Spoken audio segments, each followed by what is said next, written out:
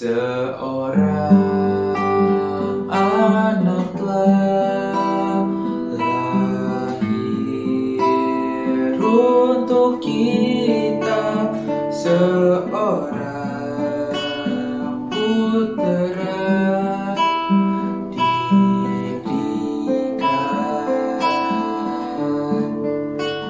lambang pemerintahan di atas bahunya, dan namanya pun disebut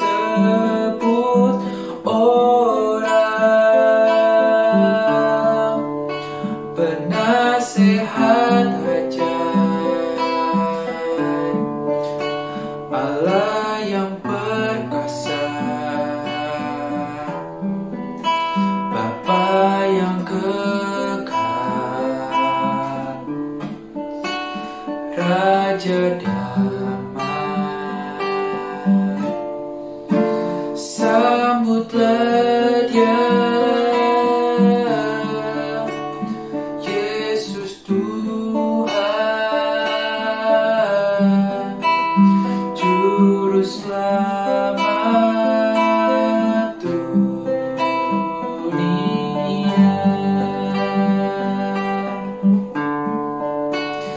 Penasehat ajaib, Allah yang perkasa, Bapa yang kekal, Raja damai. Sambutlah Dia, Yesus Tuhan, Juru Selamat dunia.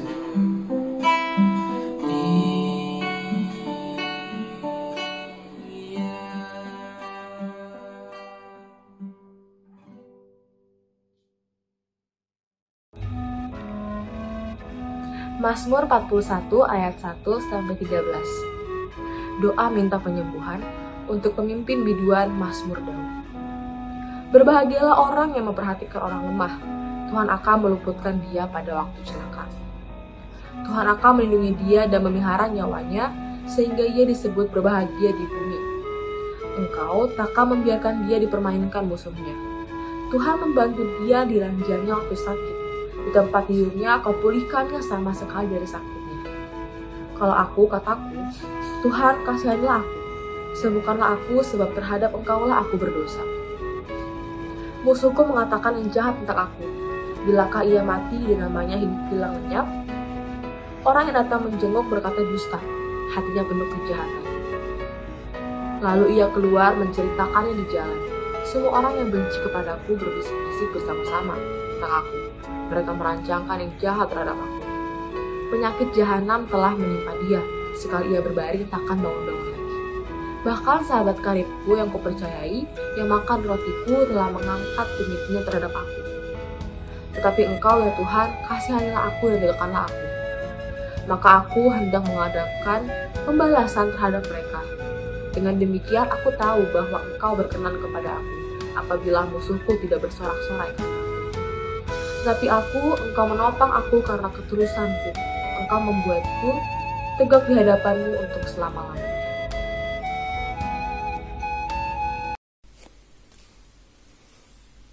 Halo, apa kabar adik-adik dan pemirsa YouTube yang saya kasih. Hari ini ketemu kembali dengan saya, Nugroho Widi. Kita dalam acara kelas besar Sekolah Minggu GSDA JWS Gedung Kenanga. Di hari ini kita akan berbicara mengenai satu aspek yang sering dibahas pada waktu hari Natal. Karena hari ini kebetulan mendekati Natal, minggu depan adalah Natal. Jadi saya ingin membahas sedikit mengenai Natal, kaitannya dengan kedatangan Yesus. Natal adalah ya hari ulang tahunnya Yesus lah, datang ke dunia. Sebetulnya yang ingin saya bahas judulnya adalah Yesus sebagai Raja Damai yang datang ke dunia.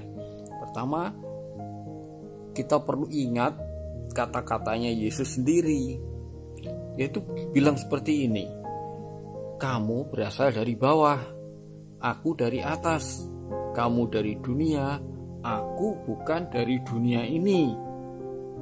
Itu ya, kita perlu ingat, ini kata-kata yang rada aneh, tapi menunjukkan Yesus bahwa beliau ini mengaku bahwa dia itu bukan dari bumi, tapi dari atas. Dari mana ya? Ini menggenapi firman Tuhan yang sering dikatakan pada kita, yang diambil dari satu ayat dari Yesaya 9 ayat 6. Sebab seorang anak telah lahir untuk kita, seorang putra telah diberikan untuk kita. Lambang pemerintahan ada di atas bahunya, dan namanya disebutkan orang Penasehat Ajaib, Allah yang perkasa, Bapa yang kekal, Raja Damai. Jadi salah satu gelar yang diberikan adalah mengenai Raja Damai. Menarik nih ya. Terus ada firman Tuhan yang diucapkan oleh malaikat, mengatakan seperti ini, kemuliaan bagi Allah di tempat yang maha tinggi dan damai sejahtera di bumi ini di antara manusia yang berkenan kepadanya. Diberkatilah dia yang datang sebagai Raja dalam nama Tuhan. Damai sejahtera di surga dan kemuliaan di tempat yang maha tinggi. Jadi Yesus datang sebagai seorang Raja Damai, ingin membawa damai untuk bumi ini ya. Jadi Yesus datang, kalau menurut pengakuan Yesus sendiri, dia tuh datang ke dunia itu untuk mewahyukan Tuhan, yang adalah dia sebut sebagai Bapaknya. Dia bilang begini, apa yang kulihat pada Bapa, itulah yang kukatakan, dan demikian juga kamu perbuat tentang apa yang kamu dengar dari Bapamu. Sebab aku berkata-kata bukan dari diriku sendiri, tetapi Bapa yang mengutus aku. Dialah yang memerintahkan aku untuk mengatakan apa yang harus aku katakan dan aku sampaikan. Sampai kayak begitu. Jadi Yesus bilang, ini saya diutus oleh Bapa di surga. Saya datang dari sana. Malah sudah jelas-jelas dia yang memerintahkan aku untuk mengatakan apa yang harus aku katakan dan aku sampaikan. Aku berkata kepadamu, sesungguhnya anak, yaitu Yesus, tidak dapat mengerjakan sesuatu dari dirinya sendiri jikalau ia melihat Bapa mengerjakannya. Sebab apa yang dikerjakan Bapa itu juga yang dikerjakan anak. Nah, jadi pertanyaan ini menarik karena kita kalau begitu kita bisa melihat dalam hidup Yesus, benar nggak dia itu datang sebagai Raja Damai, ya kan? Coba mari kita lihat, benar nggak Yesus itu sebagai pembawa damai di dunia ini? Kalau dari sisi ajaran, benar-benar sih Yesus itu membawa damai. Perbuatannya juga demikian, anti kekerasan, bahkan tidak membela diri. Ketika dianiaya, ditolak oleh orang-orang, dia tidak memaki-maki atau membalas dengan jahat atau dengan kata-kata yang keras, yang kotor begitu, tidak. Tapi dia selalu membalas sesuai dengan ya hati manusia yang mengatakannya. Kepada orang-orang yang mencari kebenaran, Yesus selalu terbuka, selalu omongannya baik. Kepada orang-orang yang memusuhi dia dan yang munafik, tidak mau dibilang Yesus, barulah Yesus berkata-kata agak keras. Jadi ini menunjukkan bahwa Tuhan memang tidak suka hal yang jahat, kejahatan, ya, kemunafikan. Itu Yesus, Tuhan memang tidak suka. Bapa di surga tidak suka kemunafikan. Ajarannya itu jelas ajaran damai. Yesus disukai orang banyak. banyak kaum wanita yang mengikuti Yesus, banyak yang bertobat, itu banyak yang kelihatan sekali setianya, membuktikan bahwa memang Yesus ini ajarannya damai. Tuhan itu pengasih, Tuhan itu Bapa segenap alam dan seluruh umat manusia. Maka manusia itu adalah anak-anak Tuhan dan sesama saudara. Demikian inti-inti ajarannya Yesus. Pada waktu masuk Yerusalem aja, kan Yesus datang sebagai raja masuk Yerusalem. Ya, itu bukan naik kuda tapi naik keledai. Naik keledai itu di dalam simbol saat itu adalah simbol bahwa itu raja damai, raja yang datang dengan perdamaian, tidak dengan naik kuda gagah dan menyatakan perang, tidak. Kemudian dalam di Getsemani, ketika Yesus tidak ditangkap, Yesus tidak lari dan bahkan tidak melawan, bahkan sengaja menyerahkan diri, meskipun ada kesempatan dan punya pengikut. Itu Yesus tahu. Sebelumnya saja Yesus pernah menyingkir lah gitu ya ke sebelah utara Palestina ketika hendak ditangkap. Itu berkeliling ke utara sana kemudian sampai timur, sampai Philadelphia, kemudian balik lagi ke Yerusalem. Sampai murid-muridnya ketakutan. Guru katanya, bukankah itu musuh-musuhmu mau hendak membunuh engkau? Kenapa mau balik lagi ke Yerusalem? Tetapi memang sudah tekadnya Yesus untuk datang ke Yerusalem sebagai pembawa damai. Meskipun musuhnya hendak membunuh dia tidak lari dan tidak melawan. Ketika hendak ditangkap, Petrus menghunus pedang dan hendak memotong telinga dari seorang hamba imam besar. Yesus menyembuhkannya. Dan Yesus bilang, jangan pakai senjata.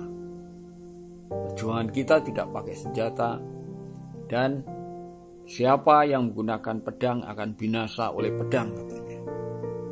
Jadi jelas ya, ajaran Yesus itu ajaran rohani, kerajaan spiritual, itu istilah kerennya ya.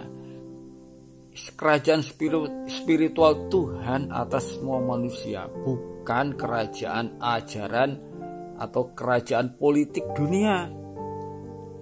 Jadi karena apa? Karena Allah itu roh. Jadi ini kerajaan rohani yang tidak kelihatan. Jadi mesti kita menyembah Tuhan, menyembah atau kita masuk dalam kerajaan itu di dalam roh dan kebenaran. Bahkan dalam perpisahan Yesus, coba kita baca nih ya beberapa pesan Yesus ya. Damai sejahtera-Ku tinggalkan bagimu, damai sejahtera-Ku kuberikan kepadamu, dan apa yang kuberikan tidak seperti yang diberikan oleh dunia kepadamu. Janganlah gelisah dan gentar hatimu. Dalam kesempatan lain, Yesus mengajarkan begini. Berilah kepada orang yang meminta kepadamu, dan janganlah menolak orang yang mau meminjam daripadamu. Kamu telah mendengar firman, kasihilah sesamamu manusia dan bencilah musuhmu. Ya umumnya kan begitu kan. Kalau ada musuh kan kita benci biasanya. Tetapi aku berkata kepadamu, kasihilah musuhmu dan berdoalah bagi mereka yang menganiaya kamu. Karena dengan demikianlah kamu jadi anak-anak Bapamu yang di sorga, yang menerbitkan matahari bagi orang yang jahat dan orang yang baik, dan menurunkan hujan bagi orang yang benar dan orang yang tidak benar. Dan apabila kamu mengasihi orang yang mengasihi kamu, apa upahmu? Bukankah pemungut cukai juga berbuat demikian? Dan apabila kamu hanya memberi salam kepada saudaramu saja, apakah lebihnya dari perbuatan orang lain? Bukankah orang yang tidak mengenal Allah pun berbuat demikian?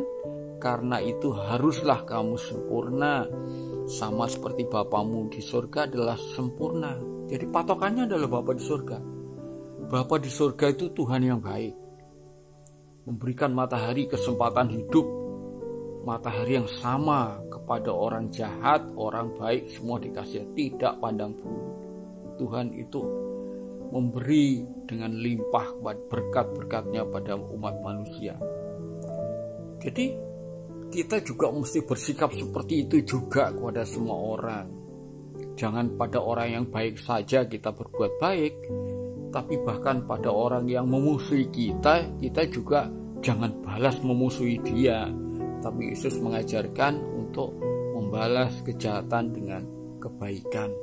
Ajaran damai kan, jelas damai sekali, luar biasa. Bahkan hadirat Tuhan kalau kita berdoa, itu kita bisa merasakan damai sejahtera.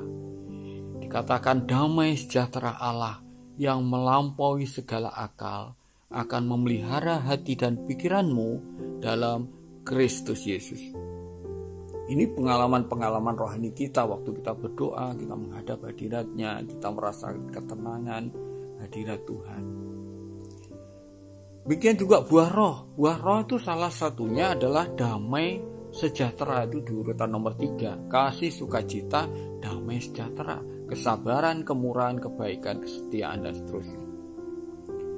Dan berusahalah memelihara kesatuan roh oleh ikatan damai sejahtera. Jadi ajaran damai ini sesuatu yang penting di dalam ajaran Yesus, ajaran pokok, ajaran damai sejahtera. Ya. Dan memang buktinya saja di dalam abad-abad selanjutnya, ya, pengikut Yesus itu tidak berebut warisan, tidak berebut harta, tidak berebut kekuasaan sebagai penerusnya, tapi pengikut Yesus itu dikenal sebagai cinta damai. Meskipun dianiaya, sering dianiaya oleh otoritas agama yang tidak suka mereka, atau dimasukkan penjara meskipun tidak berbuat jahat, tapi mereka jadi korban, tetapi mereka tidak membalas dengan memberontak, mengangkat senjata, perang, dan seterusnya.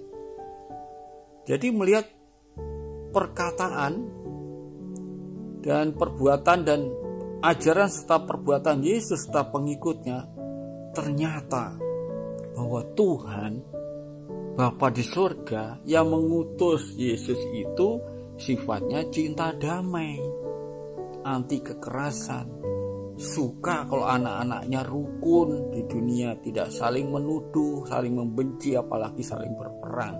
Samalah kayak saya sebagai orang tua pengen anak-anak saya rukun, tidak saling menuduh, menjelek-jelekan satu sama lain, semuanya rukun, sadar bahwa kita semua anak-anak Tuhan.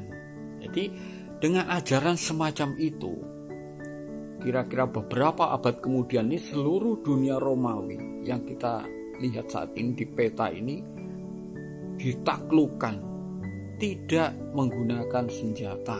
Biasanya kalau menaklukkan kerajaan, melakukan kekaisaran, itu harus dengan senjata, ya kan, dengan perang, dengan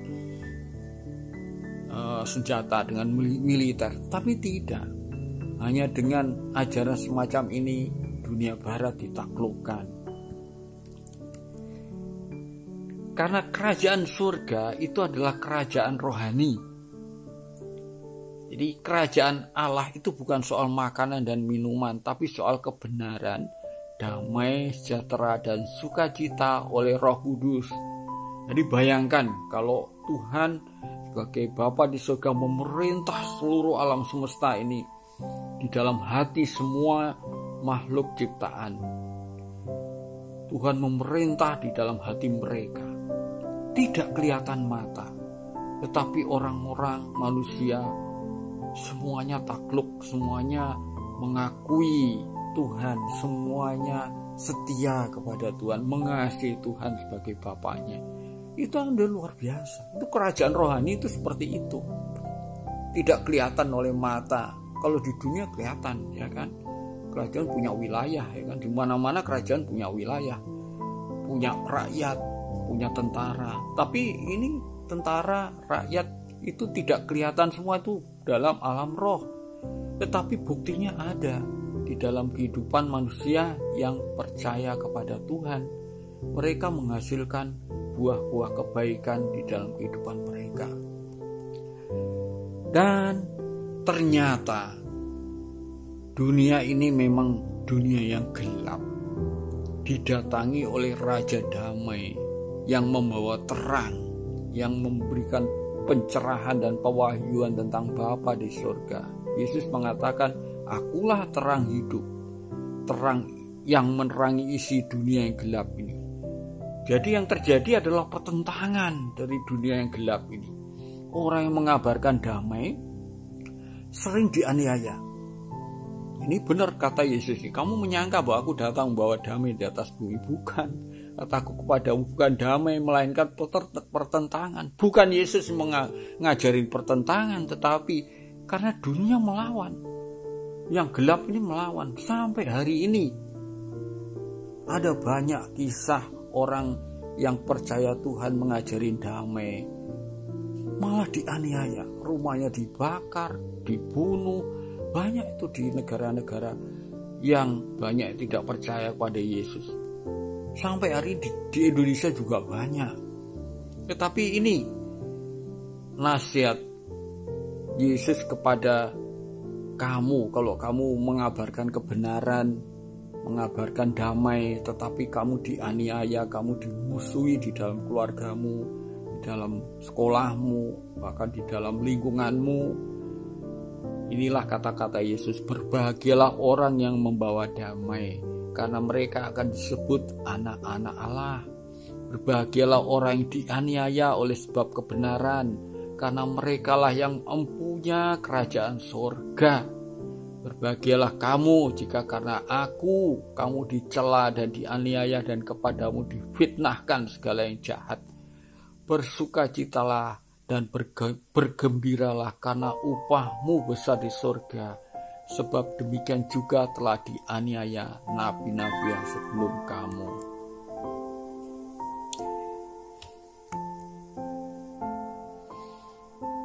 Berbahagialah orang yang membawa damai, karena mereka akan disebut anak-anak Allah. Berbahagialah orang yang dianiaya oleh sebab kebenaran,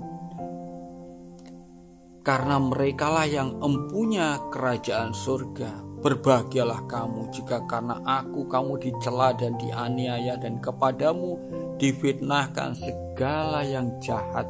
Bersukacitalah dan bergembiralah, karena upahmu besar di surga. Sebab demikian juga telah dianiaya nabi-nabi yang sebelum kamu.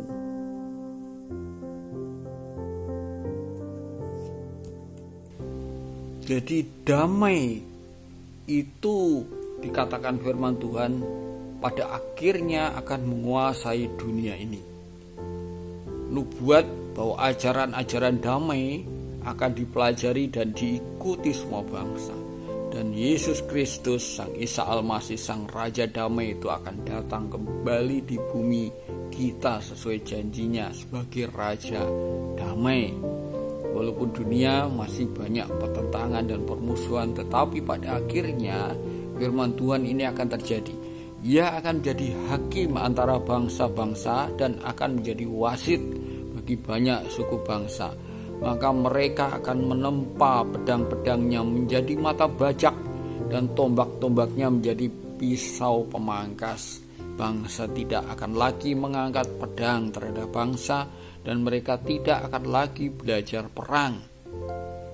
Jadi perhatikanlah orang yang tulus dan lihatlah pada orang yang jujur, sebab pada orang yang suka damai akan ada masa depan.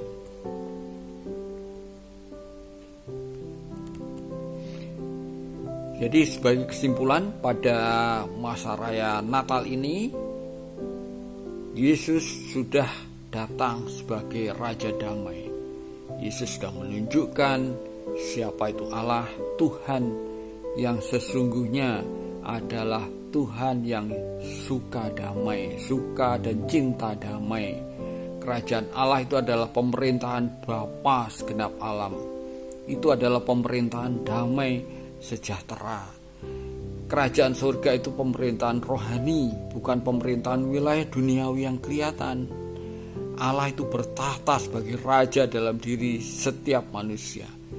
Kita ini tidak berjuang melawan pemerintah duniawi. Roh Tuhan memerintah dalam diri setiap manusia. Roh itu tidak kelihatan, tetapi buktinya dan buahnya kelihatan dalam hidup manusia yang percaya. Dan salah satu bukti yang utama adalah damai sejahtera. Dan Ia Tuhan damai sejahtera, kiranya mengaruniakan damai sejahteranya terus-menerus dalam segala hal kepada kamu. Tuhan menyertai kamu sekalian. Kemuliaan bagi Allah di tempat yang maha tinggi dan damai sejahtera di bumi di antara manusia yang berkenan kepadanya. Diberkatilah yang datang, Dia yang datang sebagai Raja dalam nama Tuhan.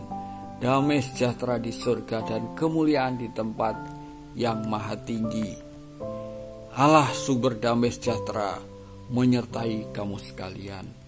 Amin. Selamat Natal. Sekali lagi kemuliaan bagi Allah di tempat yang maha tinggi dan damai sejahtera di bumi di antara manusia yang berkenan kepadanya. Amin. Siapa yang berkata-kata dengan bahasa roh tidak berkata-kata dengan manusia, tetapi kepada Allah, sebab tidak ada seorang pun yang mengerti bahasanya. Oleh roh ia mengucapkan hal-hal yang rahasia. Shalom adik-adik, ayat hafalan kita minggu ini tertulis di Yohanes 3 ayat 16 yang berbunyi, "Karena begitu besar kasih Allah akan dunia ini, sehingga Ia telah mengaruniakan anaknya yang tunggal, supaya setiap orang yang percaya kepadanya tidak binasa, melainkan beroleh hidup yang kekal." Dihafal ya adik-adik, minggu depan kita ketemu kembali. Shalom.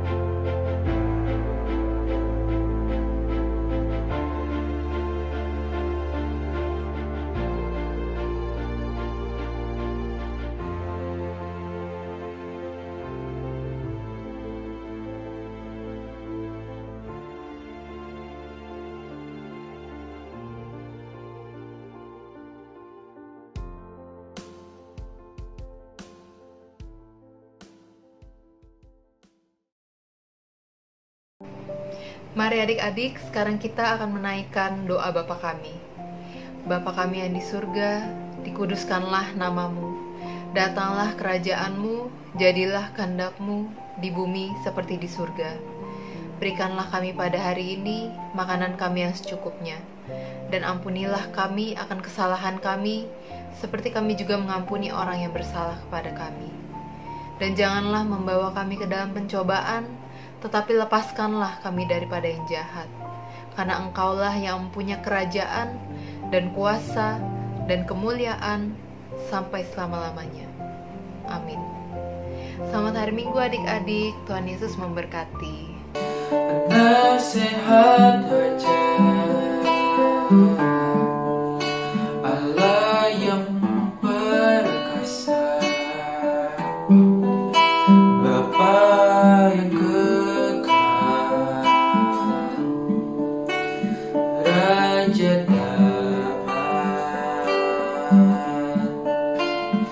sambut